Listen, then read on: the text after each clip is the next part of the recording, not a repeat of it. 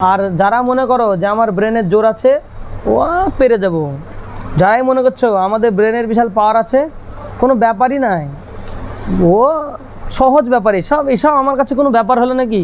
হ্যাঁ, সেই স্বাদ নাকি? দেখো নি সেই স্বাদ, এসব আমার কাছে কোনো ব্যাপারই না, এরকম একটা কথা বলে। তো তোমাদের তো তাই লাগছে, এসব আমার কাছে কোনো ব্যাপারই না। এই জিনিস ভাবনা চিন্তা যারা করে তাদের অধিকাংশ ছাত্র এটা ভাবনা চিন্তা করে যারা ব্রেনিয়ান হয়, যাদের ব্রেন ভালো হয়, পড়াটা চট করে বুঝে যায় এবং আমার এটা কোনো ব্যাপারই না মনে করে তারা। এই সমস্ত ছাত্রদের জীবনে শুধু ধ্বংস ছাড়া আর কিছু নাই। আর ব্রেন কমজোর যারা, তারা কি মনে করে? যারা আবার কম ব্রেনিয়ান তারা মনে করে আমার দ্বারা হবে না। যারা কম ব্রেনিয়ান তারা বলছে আমার দ্বারা হবে না, আর যারা বিশাল ব্রেনিয়ান আমার কাছে কিছুই না, দুজনাই মার, কারোরই হলো না। তাহলে ভালো কে হয়? কোন কোয়ালিটির ছাত্ররা লাইফ তৈরি করে, কারা সাকসেসফুল হয় লাইফে? যে সমস্ত ছাত্রদের ব্রেন কমা কিন্তু বিশাল পরিশ্রম করে আর বিশ্বাস রাখে নিজের ওপরে, নিজের সেলফ কনফিডেন্স আছে, they have self confidence, we can do, তারা বলবে যে আমি যেভাবে হোক পারবো। এটা এক কোয়ালিটি, তারাও সফল হয়।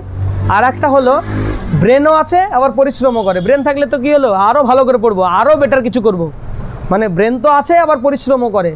এরা যাদের ব্রেন কমজোর এবং পরিশ্রম করে তাদের থেকে অবশ্যই ভালো হবে। যাদের ব্রেন কমা বিশাল পরিশ্রম করে তারা যতটা ভালো হবে, যাদের ব্রেন ভালো তারপরে পরিশ্রম করছে বিশাল, তাহলে অবশ্যই এদের থেকে অনেক বেশি এগিয়ে থাকবে, এটা হিসাব। কিন্তু আমরা এখানে ফাঁকিবাজের মার্কেট খুলেছি। ফাঁকিবাজের মার্কেট বুঝতে পারছো তো?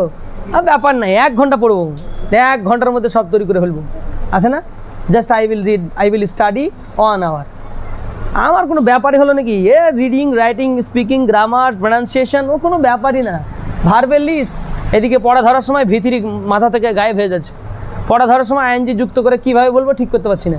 প্র্যাকটিস করবা না তো বের হবে না, প্র্যাকটিস করবা না তো পাবলিশ থেকে আইএনজি লাগালে পাবলিশিং হবে কীভাবে বলতে পারবা না। ডিসকাস থেকে কীভাবে আইএনজি লাগিয়ে ডিসকাসিং হবে, মুখ দিয়ে ঝট করে উচ্চারণ হবে না। মেমোরাইজ থেকে আইএনজি লাগালে কী হবে, মেমোরাইজিং হবে, মুখ দিয়ে ঝট করে বের হবে না। তো ঝটপট মুখ থেকে বের করার উদ্দেশ্যই হলো ব্যাপক নিজেকে পরিশ্রমের মধ্যে ফেলা। আর ছাত্রদের কাজই হলো মেহনত করা, ছাত্রদের কাজ হলো মেহনত করা। তুমি যদি পরিশ্রম না করো আসবে না। আর আমাদের কাছে একটা সিস্টেম বলে দেবো তোমাদেরকে পড়ার জন্য, মানে the easiest way, we teach the students the easiest way. আমরা ছাত্রদেরকে সবচেয়ে সহজ পদ্ধতিতে পড়াই, কিন্তু সবচেয়ে বেশি পরিশ্রম আমাদের কাছে করতে হবে। মানে জিনিসটা সহজ কিন্তু খাটতে হবে বেশি। তোমাকে সমস্ত গ্রামাটিক্যাল নলেজ খুবই সহজে ঢুকিয়ে দেবো।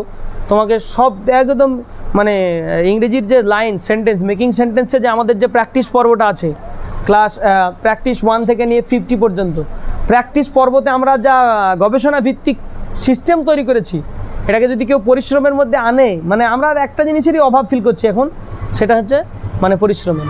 এত মানে গতিসম্পন্ন ইংরেজি কথা বলতে পারবা তুমি, এত ভালো বলতে পারবা শুধু প্র্যাকটিসের বিনিময়ে, যা বলার মানে থ্রু দ্য প্র্যাকটিস অটোমেটিক তুমি ইংরেজি ভালো কথা বলতে পারবো, অথচ প্র্যাকটিসটাকে ভালো করছো না। আই গো কাম সিট আর রাইট আর গিভ আর ড্রিঙ্ক 4-5টা দিয়ে প্র্যাকটিস করে নিচ্ছ, 2-4টার উত্তর দিয়ে দিচ্ছ, হয়ে গেল। শত ভার্বের প্র্যাকটিস লাগবে নিজ দায়িত্বে। তোমার বাড়িতে গিয়ে তো আমি আর ধরে ধরে পড়াতে পারবো না। Just you are coming here 3 days in a week and you are staying here just 2 hours, আর 2 hours আমরা কী দেবো? শুধু বুঝ দিব, এই করতে হবে, এই করতে হবে, এই করতে হবে, এই করতে হবে, এই করতে হবে, এই করতে হবে, এই করতে হবে, এটা এইভাবে পড়তে হবে, এটা এইভাবে পড়তে হবে, এরকম করার দরকার, এরকম করার দরকার, তাই কি না? এটা আমরা বুঝটা দিব কি করে? আমরা তোমাদেরকে মানে তৈরি করে দেবো সব পড়া, এটা সম্ভব? পৃথিবীর কোনো প্রতিষ্ঠান ছাত্রদেরকে তৈরি করতে পারে না যদি নিজে তৈরি না হয়। পৃথিবীর সব প্রতিষ্ঠানই, ভালো ভালো প্রতিষ্ঠানগুলো, তারা ইনস্ট্রাকশন দেয়, যে দিক নির্দেশনা দেয় আমরা কিভাবে পড়ব, এই দিক নির্দেশনা। তাই প্রত্যেক ছাত্রদের উদ্দেশ্যেই আমার এটা বলা, মেহনত পরিশ্রম করতে হবে। এবং আমাদের কিছুদিন পরে আশা করি এই বছর যদিও আমাদের অনেক সমস্যার কারণে প্রতিযোগিতাগুলো, কম্পিটিশনগুলো করে উঠতে পারিনি, তবে আশা করা যায় যে 2-1 মাস পরে হয়তো ভালো ভালো প্রতিযোগিতায় অংশগ্রহণ করতে হবে। এক্সামগুলো হবে, spelling exam, practice exam, mock test, এগুলো সব হবে, এগুলো আমাদেরকে খেয়াল করতে হবে। বাকি আমরা তো জানি একটু ক্লাস হয়, আমাদের বিষয় হচ্ছে রেমিডিয়াল স্পোকেন ইংলিশ, মৌখিক স্পোকেন চর্চা।